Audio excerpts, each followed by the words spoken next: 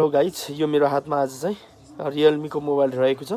यो मोबाइल मलाई कस्टमरले फोन अन हुँदैन, एकैचोटि झ्याप्पै स्विच अफ भएपछि फोन अनै हुँदैन, चार्ज पनि हुँदैन भनेर मलाई दिनुभएको छ। यस्तो प्रब्लम मोबाइलको छ, तपाईको पनि यस्तो समस्या आयो भने तपाईले के गर्नुपर्छ भने यो भोल्युम प्लस माइनस अनि पावर की एकैचोटि तीनटा बटन एकैचोटि थिच्नुपर्ने हुन्छ। भोल्युम प्लस माइनस अनि पावर की एकैचोटि थिच्नुपर्ने हुन्छ 5-10 सेकेन्ड 15 सेकेन्डसम्म।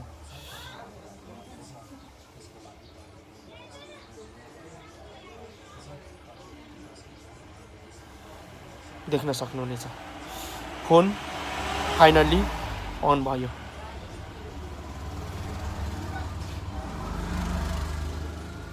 तपाईले पनि आफ्नो मोबाइल तपाईको कुनै बेला झ्याप्पै यसरी स्विच अफ भयो भने यो तरिकाले तपाईले मोबाइल अन गर्न सक्नुहुनेछ। यो रिकभर मोडमा गयो। अब हामीले यहाँनिर स्विच अफ अथवा रिबुट गर्न सक्छौं। यसलाई रिबुट गरौँ एकचोटि, फोन फाइनली मजाले अन हुन्छ है।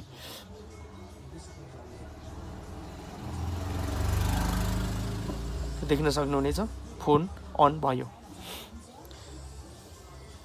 प्राय यस्तो प्रब्लम ओप्पो को मोबाइलमा, रियलमीहरु, रेडमीहरुको मोबाइलमा यो प्रब्लम धेरै जसो देख्न सकिन्छ है।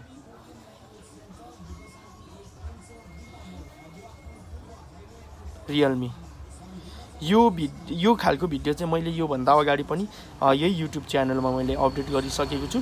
आज मैले यो रियलमी को मोबाइल पनि मेरो हातमा आएको छ। यो मोबाइललाई पनि मैले यही तरिकाले फाइन्ड आउट गरे है।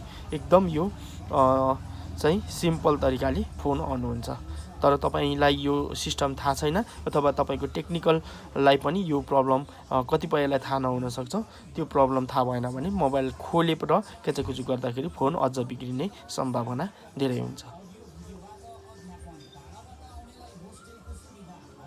देख्न सक्नुहुनेछ फोनको अवस्था। केही समय लाग्छ फोन अन हुन। फोन अन भइसकेपछि मजा आउनेछ है।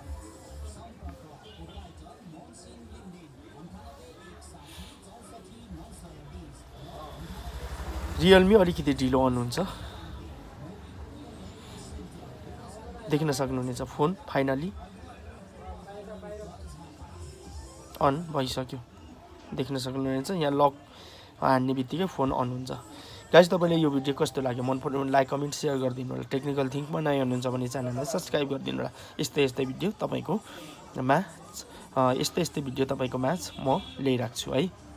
Okay, bye bye, take care.